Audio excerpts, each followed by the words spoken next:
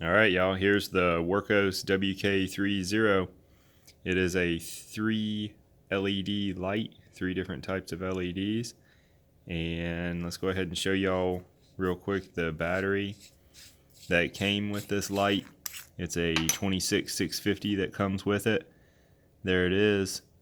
The diameter on this 26650 is a little bit smaller than, like, say, this Shockley that I have here. I put this Shockley in and it's a pretty snug fit. The manufacturer said that I was allowed to use this even though it is 20 amp to 30 amp. The light worked fine with it. So if you have one of these Shockleys that you're seeing, it'll work. And then of course the 26650 that comes with it, it's 5,000 milliamp hours.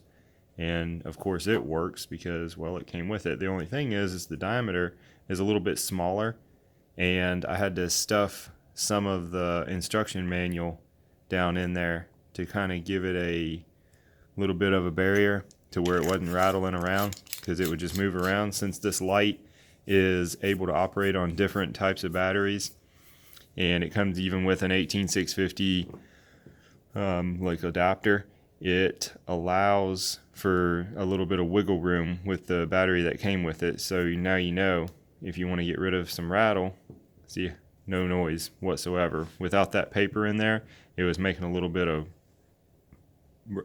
rattle with the battery bumping around. With this light as it is right now, let's go ahead and show you the functions, and we'll go ahead and get it outside here in a second and show you what's up with it in the dark. First off, we have the white light with a single press. It has memory mode. It just came on in the highest setting, which is where I've been keeping it. With a single press, now you can throttle through from low, medium, high, and then turbo. It has 4 different output levels. Strobe alert, I'm going to go ahead and double press and go into strobe. And then with a single press, it throttles through the different strobe options. There's the flashing, there was the SOS, and now you see a beacon. And then back to the flashing. We hold down, we turn it off. Now we'll double press. It comes up with the red light. The button turns green for just a second, and then it turns off on the red light option. And then we can throttle through 3 different light output levels. That red is pretty bright. I'm impressed with that. We'll go ahead and strobe it up. The first option for red strobing is that right there, flashing. And then another press brings us over to the red flashing and white flashing, which is pretty cool. There's not a lot of lights out there that give you an option like that.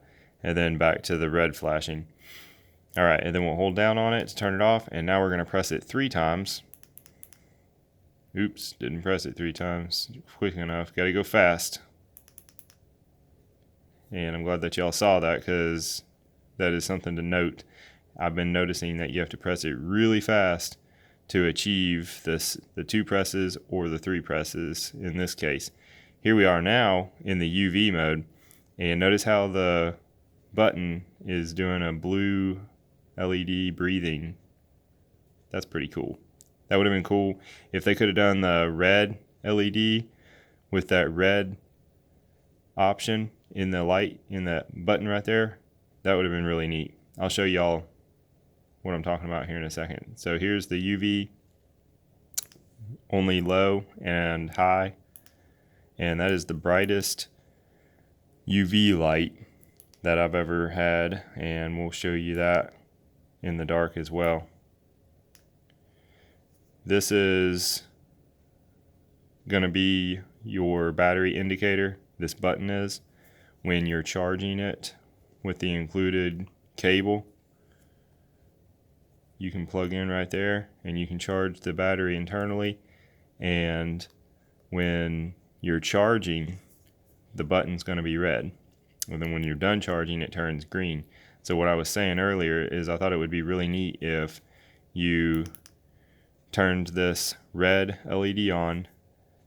That button right there could be red right now, and it could even do red breathing. I don't know. Just thought that would be cool. It doesn't do it, and that's okay. but they did do it with the UV by making it a different color. They make it blue with the UV. Maybe something to consider in the future. All right, let's get this thing out in the dark and see what it looks like. There's the highest setting of the white light.